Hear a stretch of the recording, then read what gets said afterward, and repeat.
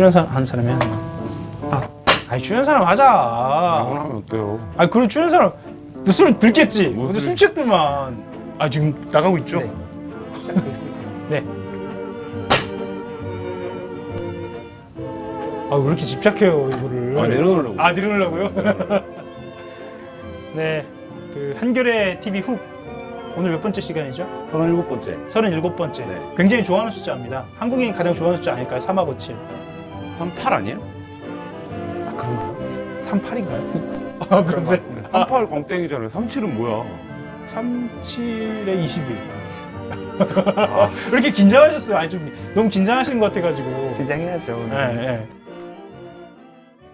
그 한겨레 20일의 표지로 나온 이야기, 세계 정상급 과학자의 특허 날치기, 크리스토퍼 가위와 관련된. 토퍼가 아니고요? 크리스토퍼는 배트맨에 나오는 아 크리스토퍼는 크리스토퍼리. 슈퍼맨. 아, 슈퍼맨. 아, 또 배트맨이란다. 좋아. 죄송해요.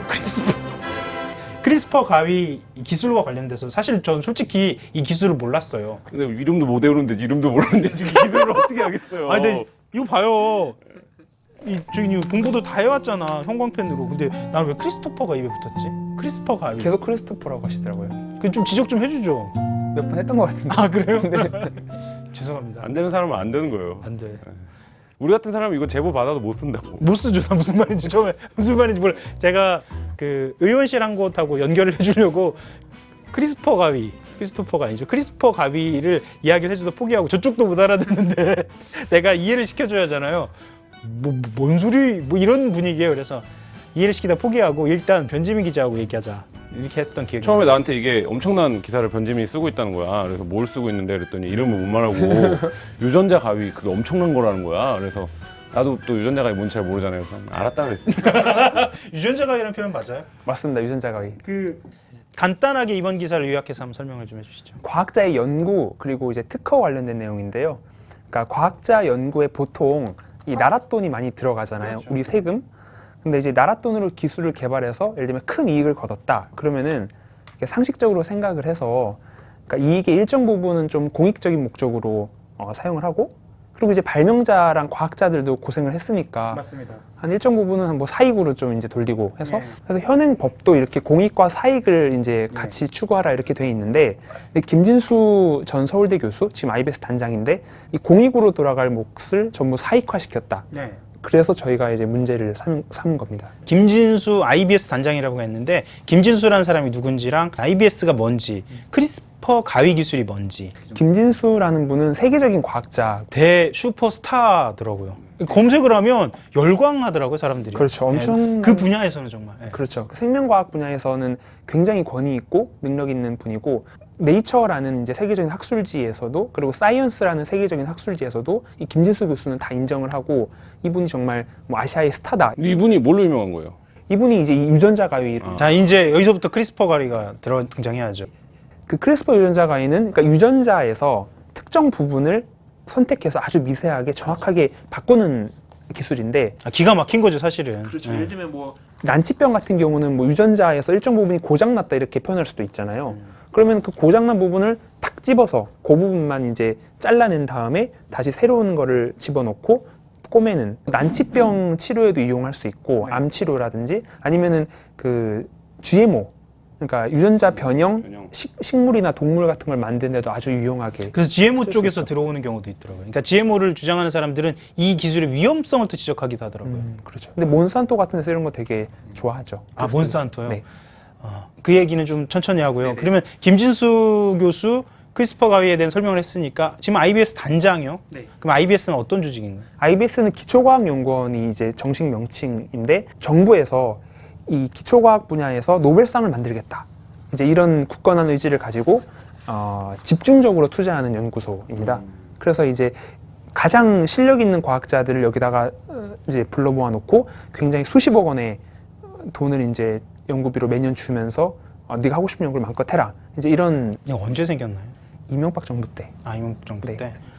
말하자면 이명박 정부 때 우리도 한번 노벨상 한번 타보자라고 해서 노벨상에 가장 근접한 사람들을 모아놓고 이렇게 개발을 그렇죠. 할 수 있도록 말하자면 배려한 거군요. 김진수 교수의 수준이 어느 정도예요? 세계적으로 보면 이 유전자 가위 분야에서 탑3 안에 든다고 할 수 탑3? 있는데요. 네. 세계 탑3? 이 크리스퍼 유전자 가위 기술이 워낙 핫하니까 노벨상 후보에 매년 오르거든요. 이 기술로 노벨상을 줘야 된다라는 이제 매년 이름이 오르내리는데 그 크리스퍼 유전자 가위 기술을 개발한 곳이 이제 크게 세 군데가 있어요. 하나가 이제 UC 버클리, 미국의 UC 버클리가 있고, 다른 하나가 MIT 하버드 연합, 연합. 브로드 연구소라고 거기가 있고, 다른 하나가 한국의 김진수 전 서울대 교수. 그러니까 서울대 교수를 그만두고 지금 IBS. 그렇죠. UC 버클리가 있군요. 그러니까 탑3 안에 든다. 뭐. 시버클리 뭐 아세요? 그냥 한번 버클리라고 얘기해보고 싶었어요. 이왕이면 그럼 하버드 얘기하지. 하버드에 공부 벌레들. 죄송한데 이제 농구 선수 제가 버클리 좋아하거든요. 바클리. 그럼 바클리인가요? 죄송합니다. 좀 너무 긴장하신 것 같아가지고. 네. 바클리입니다. 버클리가. 네. 기자 푸시고. 이제 자연스럽게 또 다음으로 넘어갈 수 있을 것 같아요. 지금 툴젠이라는 이야기를 하셨잖아요. 검색어 1위. 그렇죠. 검색어 1위에 네. 올랐어요. 툴젠은 김진수 전 서울대 교수가 창업한 바이오 기업인데, 이 유전자 가위 핵심 기술로 해서 이익을 창출하는 기업이고요. 김진수 교수가 창업자이자 최대 주주입니다. 약 19% 이상의 지분을 가지고 있고요. 툴젠이 지금은 코스닥 시장으로 올라오지는 않는데 네. 말하자면 본격적으로 이게 주식 시장에 등장을 하면 굉장히 크게 이게 각광을 받을 그렇죠. 그런 상황이었던 지금 이제 거죠. 코스닥 상장 심사 중이었는데 네. 지금 좀 이제 이런 문제가 드러난 거고요. 유튜브 채팅창으로요. 저는 이런 의문이 충분히 가능할 것 같거든요. 과학자가 엄청난 것을 만들어냈다. 이건 사실이잖아요. 그렇죠? 냈는데 그 과학자가 엄청난 부자가 되는 것이 왜 문제인지 모르겠다. 그건 저희도 누구도 문제라고 제기하지 않았고, 저희도 그런 거 문제라고 생각하지 않고요. 과학자가 엄청난 기술을 개발했으면 엄청난 부자가 될 수 있어야죠. 그게 바람직한 일인데, 아까 말씀드렸다시피 공익의 영역과 사익의 영역이 있는데, 이거를 좀 그러니까 현행 법에서 이거를 좀 나눠 가져라 이렇게 얘기를 하고 있는데, 그거를 전부 공익에 있는 거를 사익화 시켰으니 이거는 문제다. 이제 그걸 지적을 한 겁니다. 문제가 있었다. 자, 지금 IBS 단장이었고 물론 서울대 교수 때 발명을 했고 거기에 공적 이익이 투자가 됐고 툴젠이라는 기업으로 이게 이익이 넘어갔고 이 과정의 문제라고 했는데 이 핵심적으로 어떤 문제가 있었는지. 김진수 교수팀이 크리스퍼 유전자 가위 기술을 2012년 하반기에 개발을 해서 2012년이요. 네, 2012년 그러니까 하반기 6년 전입니다. 그죠? 네. 그렇죠. 개발해서 미국에 가장 먼저 특허 출원을 하고요. 그 특허 출원한 걸 기반으로 해서 다른 나라에도 여러 군데 특허 출원을 하거든요. 근데 이제 이 첫 특허 출원을 할 때 보면은 툴젠이 100% 이 기술을 개발했다라고 돼 있는 거죠. 신고를 합니다. 서울대에다가. 근데 사실 그거는 사실과 다르거든요. 2010년부터 2014년까지 한국연구재단에서 무려 29억 3,600만 원을 지원을 받습니다. 이 유전자 가위 기술을 개발한다는 명목으로. 그러니까 그리고 실제로 더불어민주당 박용진 의원실이 한국연구재단에서 자료를 제출받았는데 거기 보면 이렇게 적혀 있어요. 김진수 교수 쪽이 직접 이 크리스퍼 유전자 가위 기술을 개발하는데 약 70% 정도는 연구재단의 지원을 받은 성과다라고 이제 직접 본인이 보고를 하기도 합니다. 그러니까 본인도 인정한 내용이고 70%? 네네, 기여도의 70%. 본인의 이제 말에 따르면이죠. 그러니까 뭐 그거는 다른 주장도 있긴 하지만, 네.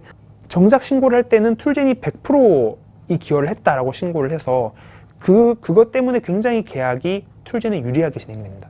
아주 헐값에 툴젠이 서울대로부터 그 일부 지분을 사서 완전히 소유를 하게 되죠. 여기에 대한 감시 장치나 이런 규정이나 이런 건 없었나요? 그러니까 사실 서울대가 저는 이 부분에서 가장 이해가 안 가는 부분인데, 그러니까 거짓으로 신고를 한 거잖아요. 네. 그럼 그 걸러내야죠. 그러니까 본인 장치가 있었을 것 같긴 하네요. 특허심사위원회라는 게 열려야 되고 거기서 심사가 진행이 돼야 되는데 그런 게 전혀 없었고요. 원래는 했어야 하는데. 당연히 원래는 했어야 되는 거고, 그러니까 이제 그것도 마찬가지로 박용진 의원실이 서울대에다가 요구를 했어요. 아니 심사한 내역을 좀 달라. 근데 없대요. 그러니까 심사를 안 한 거죠. 안 한 건지 못 한 건지 뭔지 모르겠는데, 그리고 신고를 한 지 불과 4일 만에 이 계약을 맺어줍니다.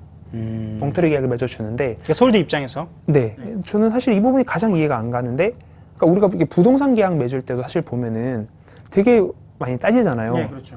특히 집 살 때 이런 거. 그렇죠. 살 때 하면은 막 이 집값이 막 떨어질까 오를까 네. 이런 것도 고민을 많이 하고, 어디가 집값이 좀 쌀까 이런 거 고민을 많이 하는데, 네. 이거는 뭐 사실상 4일 만에 이렇게 큰 특허인데 거의 심사 과정도 다 생략하고 바로 넘겼다는 게 이해가 안 가고, 사실 이 특허뿐만 아니라 다른 특허, 이 크리스퍼 원천 기술과 관련된 연다른 특허들이 있는데 그런 거 보면은 좀 더 어이가 없는 게 신고하기도 전에 계약을 맺어준 것도 있어요. 그러니까 뭐 예를 들면 부동산에 집을 내놓기도 전에 계약이 이루어진 거예요. 그러니까 사실 앞뒤가 안 맞는 거고, 어떤 경우는 그러니까 특허 신고도 안 하고 계약도 안 맺었는데 소유권이 넘어가 있는 경우도 있습니다. 그러니까 나는 부동산에 집을 내놓은 적도 없어, 계약을 한 적도 없어. 근데 이제 누가 부동산 굉장히 집착하시네요. 들어와서? 요즘 부동산 네. 집 사셨어요 요즘? 어쨌든 네. 그렇다 치고 네. 부동산 관심. 요즘 부동산 얘기하면 굉장히 핫해요. 이거 좀 어려운. 근데 저는 이 사건이 예. 그건 것 같아요. 예. 대단히 좀 어떤 의미에서 한국적 상황인 것 같아요. 예. 그러니까 국가적 차원에서 막 지원을 해요. 그래서 우리가 노벨상을 받자 이런 가시적인 성과나 목표에 집착을 하면서 국가적 차원에서 기초과학이나 생명과학 분야를 육성하겠다, 바이오 산업을 육성하겠다 막 지원을 해. 근데 그게 성과가 나기 전에 이 예산의 합리성을 만들어내야 되니까 어떤 개인이나 집단을 스타로 만들어요. 그게 대부분이 이제 국가적으로 잠재적 가치에 투자하는 방식에서 이게 오래 걸리는 거야 원래 이렇게 설명을 안 하고, 그래서 빨리 누군가를 스타로 띄워요. 그 스타로 띄우면 이 스타는 어떻게 되냐면 이 스타가 곧 시스템이 되는 거예요. 그러니까 예를 들면 레미안이나 자이를 보고 투자하는 거하고 비슷하겠네요. 적절한 예는 아닌 아니 것 그 같지만. 부동산 자꾸 얘기하니까 내가 부동산 우리 그만합시다. 일절만 네. 했어요. 그래서 이 과정에서 작동해야 되는 시스템, 그러니까 그 변재민 기자가 기사에도 썼지만 이 작동하던 시스템은 김진수라는 이름 앞에서 멈추는 거죠. 정확한 지적인 것 같습니다. 네. 김진수 외에는 이 분야 평가를 막 하시네요. 지금 이 얘기를 하셔야 돼요 지금. 네네. 그러니까 김진수 외에는 이 사업을 굴릴 수 없기 때문에 그렇죠. 이 사업에서 김진수가 좌초한다라는 건, 혹은 김진수가 어떤 거에서 부정이나 그 허위와 관련된 거에 연루가 되면 국가적으로 투자했던 이 사업 자체가 망가질 거가 먼저 생각이 나는 거예요. 그러니까 아마 네. 김진수 교수는 본인이 황우석하고 비교되는 게 더 억울할 거예요. 왜냐하면 황우석 교수는 사실은 그 연구가 기술 허위로, 자체, 예. 그렇지, 연구 자체가 좀 문제가 허위였죠. 있었던 그렇죠. 거고, 김진수 교수는 사실은 연구 성과에 있어서는 지금까지 밝혀진 바로는 뭐 문제가 없는 걸로, 그렇죠. 그렇죠. 실제로 인정을 받고 있는 거잖아요. 그렇죠. 맞습니다. 다만 황우석이 방금 말씀하셨던 것처럼 김진수의 역할을 했었고 김진수가 또 다른 황우석의 역할을 한 것처럼 지금 보여지는 거죠. 지금까지 확인된 바로는 뭐 그렇게 되는 거죠. 그래서 뭐 어쨌든 이거를 간단히 얘기하면 그 김진수 교수가 그렇게 해서 이제 국가적 지원과 사회적 시스템 속에서 성과를 내고 그 성과를 자기가 다 가져가려고 했고, 서울대도 그걸 알면서 말하자면 눈 감아 준 거잖아요. 그렇죠. 저도 그렇게 봅니다. 그러니까 특허 심사를 하는 교수들이라든가 아니면 그것과 관련된 교수들조차 사실은 다 동료들이잖아요. 그러면 이것과 관련돼서 외부의 어떤 걸을 수 있는 심사 장치나 이런 건 없었나 봐요. 없죠, 사실상. 그러니까 한국연구재단에 제가 계속 연락을 해서, 아니 이런 식으로 연구재단 지원을 받았는데 받지 않았다라고 신고를 했는데 너네가 그러니까 연구재단 쪽에서는 어떻게 대응을 할 거냐라고 물었는데, 일단 그 주관 기관, 그러니까 서울대에서 조사가 이루어져야 한다라는 이야기만 계속 하더라고요. 그러니까 말하자면 뭐라고 해야죠? 그 자기들 나름대로의 어떤 그 우열이랄까요? 이런 것도 좀 존재하는 것처럼 보이네요. 그렇죠. 일단은 모든 거는 이제 연구재단은 모든 책임이 서울대에 있는 걸로 지금 이렇게 얘기를 하고 있죠. 뭐 이런 비유도 있네요. 영화 감독이 영화 잘 만드는데 기여를 많이 하지만 제작 투자자에도 이익이 가잖아요. 그런데 그걸 감독이 혼자 먹은 경우인가? 영화계는 좀 많이 아시죠? 저게 무슨 말이죠? 저걸 뭐 영화계를 알아야 얘기를 할 수 있는 건 아닌 것 같은데, 그러니까 뭐 저는 이 사건이 뭐 저희도 어느 정도 적합한 것 같은데 KT가 위성 팔아먹은 생각이 나더라고요. 저는 거의 좋네요. 유사한 구조라고. 좋네요. 그러니까 우리도 위성을 갖자 이렇게 결정을 해요. 국책 연구 과제로. 그래서 오늘따라 아주 터지는데요? 그러니까요. 네. 이 정도는 하지 않나요? 원래 했어요. 그래서 제가 못생긴 캐릭터. 국가적 국책 과제로 지정을 하고 KT라고 하는 그 당시에는 공기업이었죠.를 통해서 엄청나게 지원을 해요. 몇천억, 뭐 조 단위로 지원을 해요. 그래서 KT가 결국엔 완전히 순수 개발한 건 아니지만 위성을 띄울 수 있는 능력을 가요. 그래서 그 위성을 띄워요. 근데 그때도 마찬가지로 그 위성에서 위성이 하는 것들은 여러 가지는 공공적으로 활용을 하기로 했어요. 뭐 지구 사진도 찍고 여러 가지가 있겠죠. 그 위성의 역할이. 근데 시간이 지나고 나서 그 이익은 거의 KT가 가져간 거죠. 근데 시간이 지나고 나서 그 위성이 외국에 팔려요. 근데 아주 값싸게. 네, 헐값에. 근데 놀라운 일이 발생합니다. 그 위성이 당시에는 이제 더 이상 실효를 다 했다라고 보고를 했는데 알고 보니까 그 위성이 10년에서 15년 정도는 더 쓸 수 있는 상태였던 거예요. 그리고 더 놀라운 일, 그 위성을 개발해서 당시에 신지식인이라고 했나요? 그 정부에서 지정하는 신지식인에게 뽑히기도 했던 그 개발자가 그 위성을 사간 홍콩 회사의 부사장으로 취업을 해 있는 상황이 된 거예요. 그러니까 저는 이 사건을 보면서 전형적으로 예를 들면 그들만의 리그에서 벌어지는 천문학적인 금액이 투여되는 이 국책 사업들이 어떻게 전문 용어로 해 먹어 치워지는가.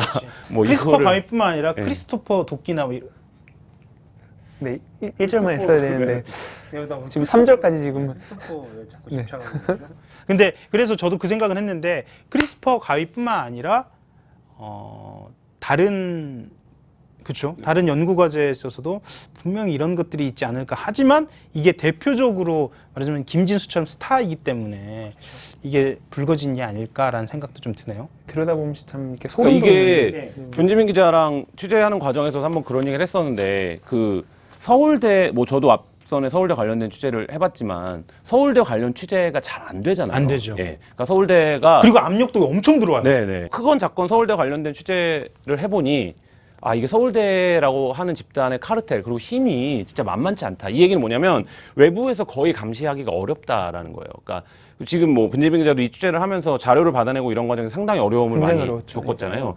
그러니까 저희도 예전에 서울대 관련 취재를 할 때 이제 서울대 사람들의 얘기 듣는 것도 굉장히 힘들었어요. 공식적인. 그때 그 서울대 총장 그 비리 사건, 네. 비리 사건이라는 게 맞죠? 네, 네. 그 비위 사건 네. 같은 경우에는 마무리가 지금 된 거잖아요, 그죠? 그렇죠. 그것도 서울대가 어떤 자정작용을 했다라기보다는 그 사회적 여론이나 압력을 받은 교육부 등이 이제 나서서 그리고 이제 본인이 어쨌든 사퇴하는 형식으로 정리가 됐는데 사상 초유의 사건이었죠. 총장이 사퇴하는. 네네 총장 내준 건데 그때도 서울대는 이제 뭐 이사회 회의하고 다 과정들을 밟아온 거잖아요. 그럼 그 과정에 대한 회의록을 내라. 회의록 안 줘요. 그리고 그냥 버텨. 버텨요 그냥. 총장 선출을 의결한 회의는 당연히 상식적으로 생각할 때 회의록이 있어야 되잖아요. 이사회 없다 그래요. 그러니까 이런 정도로 하고 그냥 버티는 거예요. 그러니까 그런 태도들을 보면서 한국 사회의 상층부에서 작동하고 있는 서울대의 어떤 힘 이런 것들을 좀 느낄 수 있었는데 이거는 더군다나 더 전문 영역이잖아요. 과학. 모르죠. 예, 그러니까 모르니까 외부에서. 저는 무슨 가위라고 그래서 처음에는 무슨 가위인가 이랬죠. 정재욱 씨께서 와 KT 비유 적절하네요. 저 KT 비유를 들으면서 생각이 난 게 있는데, 그러니까 사람들이 굉장히 국익을 얘기를 많이 하시잖아요. 네. 그러니까 이렇게 세계적인 과학자, 세계적인 기업, 그러니까 기술을 지켜줘야 하지 않냐라고 하는데, 근데 현재 생각을 해보면은 툴젠이라는 민간 회사에 이 세계적인 특허가 넘어가 있는 상황이잖아요. 네. 만약에 해외 기업에서 네. 툴젠을 인수해 가면 그대로 넘어가는 그대로 겁니다. 넘어가는 예. 그러니까 서울대 원래대로 서울대의 특허 소유권이 있고 그 사용권이 툴젠에 있었다면 서울대는 어디 누가 인수해 가기가 좀 어렵잖아요. 국립대학법이니까. 그러니까 사실 해외 사례를 봐도 MIT, UC 버클리, 하버드 이런 데가 브로든 고사, 그러니까 그런 데 가지고 있지 이렇게 민간 기업이 이렇게 가지고 있지는 않거든요. 그러니까 그러고 보니까 거기는 다 사립학교들이네요. 그렇죠. 60버클리만 어쨌든 국가기관들은 아니네요. 그렇죠, 그렇죠. 60버클리는 공립이죠. 잘 모르겠습니다. 네. 네. 네. 그래서 좀 글로벌 스탠다드에 맞게 네. 좀 갔으면 좋겠다. 그러네요. 네. 자연스럽게 좀 얘기를 하셨는데 어떻게 앞으로 전개될 것 같아요? 일단 서울대에서 감사가 진행이 되고 있는데, 그리고 이제 뭐 경찰 수사도 진행이 되고 있고, IBS에서도 감사가 진행되고 있고, 이게 되게 좀 복잡하게 일이 진행이 되고 있어요. 김진수 전 서울대 교수가 여러 군데에 얽혀 있기 때문에. 근데 저는 이게 결론이 결국은 이제 서울대와 툴젠의 그런 특허 소송으로 가지 않을까 그렇게 보고요. 그리고 다시 계약을 정상적으로 맺어야죠.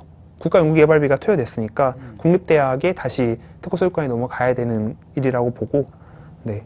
그러니까 국가의 아까 국익 얘기해서 한마디만 더 하면 예를 들면 민공위성 얘기도 했고 뭐 저는 솔직히 말해서 크리스퍼 유전자 가위가 당장에 얼마나 크게 국익에 도움이 되는 기술인지를 판명할 수 있는 능력은 없지만 이 국익이라는 이름이 한국 사회에서 여러 분야에서 사실 검증이 안 돼요. 그러니까 이 검증이 안 되는 투자를 해서 그러니까 흔치 않은 경우 성과가 났어. 근데 이 성과를 사적인 소유로 전환해 가는데 아무런 제어 장치가 없다라는 것이 드러나는 게 오히려 국가의 품격을 해치는 문제라는 생각이 들고 그 부분에서 그 관점에서 이것이 서울대와 툴전의 문제가 아니라 오랫동안 우리가 뭐 기초과학을 육성해야 된다, 생명과학을 육성해야 된다, 혹은 뭐 우주기술을 가져야 된다 이런 이제 어떤 당위 그리고 그게 실질적으로 한국 사회에 어떤 효과로 전달될지에 대한 검증 없이 예산이 투여되고 그래서 그래도 뭐 나라가 뭐 이만한데 뭐 이런 기술 있으면 좋지, 뭐 위성이라도 떠 있으면 좋지 이런 정도의 어떤 그냥 뭐 평범한 생각들에 호소하는 눈먼 돈들을 좀 그 적절하게 이 기회를 통해서 좀 통제하고 관리했으면 좋겠다 이런 생각. 그리고 그러니까 사실 공익과 사익이 적절하게 나눠져 가면 국민들 입장에서 보기에도 내 세금이 투여가 돼서 꽤 그래도 괜찮은 기술이 나오고 그게 다시 국가 이익으로 가고 이제 이런 걸 보면은 과학자한테 좀 연구비를 투자를 해줘야겠다 이제 이런 생각이 들잖아요. 그래야 이게 선순환이 이루어지는데 지금 이제 국민들이 이 사안을 보면서 어떤 생각을 하겠습니까? 아니 과학자한테 그러면 왜 우리가 돈을 지원해줘야 되지? 라는 생각을 하지 않을까? 자기 돈 버는데. 그렇죠. 네. 특종이라고 지금 붙었거든요. 예, 그러니까 이게 특종이라고 제목이 붙은 거는 근 한 7, 8년 사이 제가 다 뒤져봤거든요. 없어요. 없진 않아요. 단 한 건 있었죠. 8년 사이에. 가장 최근에는 그 부산저축은행 100억 원 VIP 인출 사건. 자기 기사. 본인 얘기하려고. 본인 기사만 찾아본 것 같은데. 858호. 그때 내 기사에 특종이 붙었었나. 돈을 갖고 튀어라. 그 해 관훈 언론상과 한국기자상을 휩쓴. 영업정지 전날 100명 VIP에게 돈을 인출해준. 훌륭한 기사 쓰셨네요. 이거 편집하지 말아주세요. 요새 왜 이렇게 자기가 옛날에 쓴 기사에 집착해요? 이제 좀 휴직하잖아요. 휴직해봤잖아요, 육아휴직. 육아휴직 하니까 옛날에 쓴 기사들은 자꾸 찾아보게 되더라고요. 안 그랬는데. 그래요? 6개월밖에 안 하는데도 이렇게 자꾸 찾아보게 되네요. 예.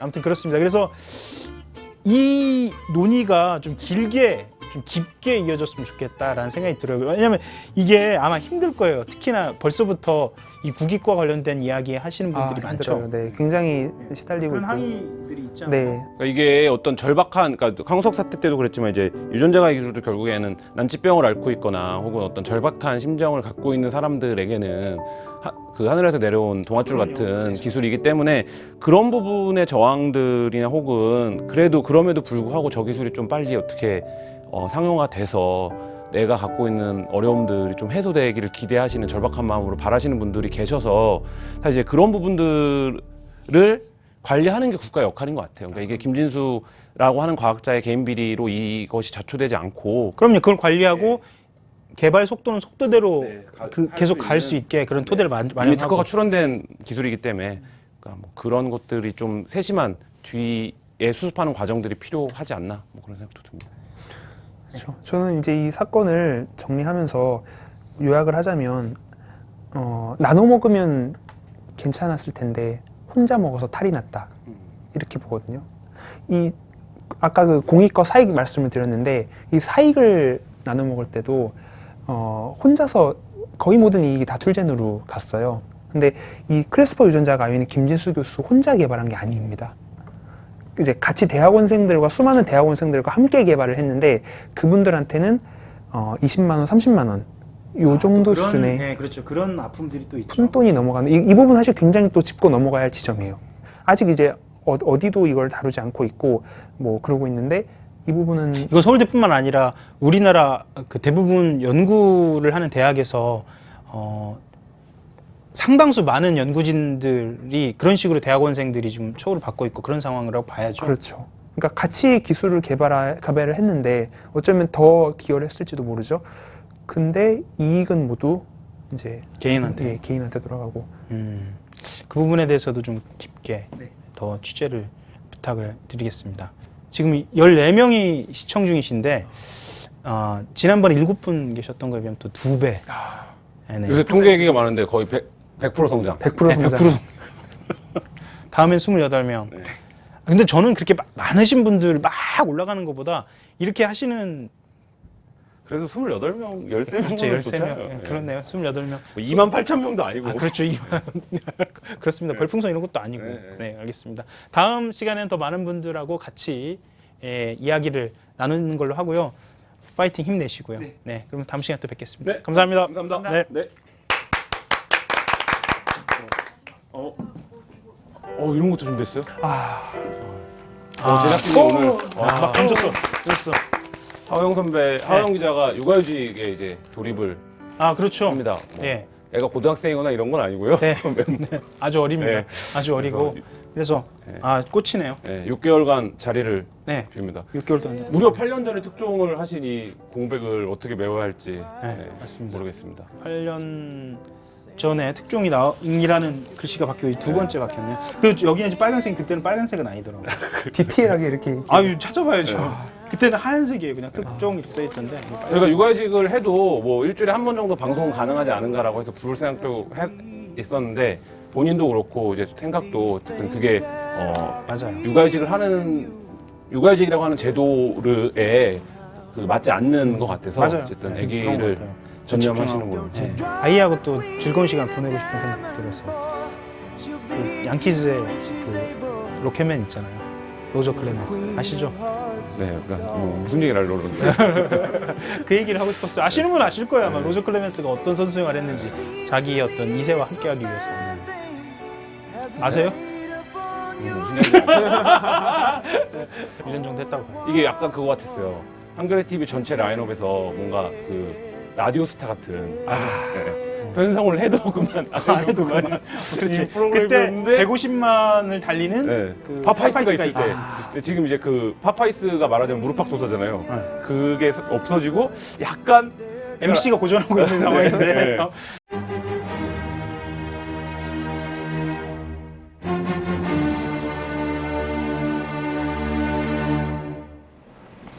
이번에 하영 선배 후임이 된 이유를 제가 곰곰이 생각해 봤는데 결국 못생긴 캐릭터를 이어받기 위한 게 아닌가. 그래서 더 출연하고 싶진 않지만 네, 그래도 책임감을 가지고 조회수 10만 되게 비현실적인 목표인데 조회수 10만을 돌파하면 몇 명에게는 책을 보내드릴게요.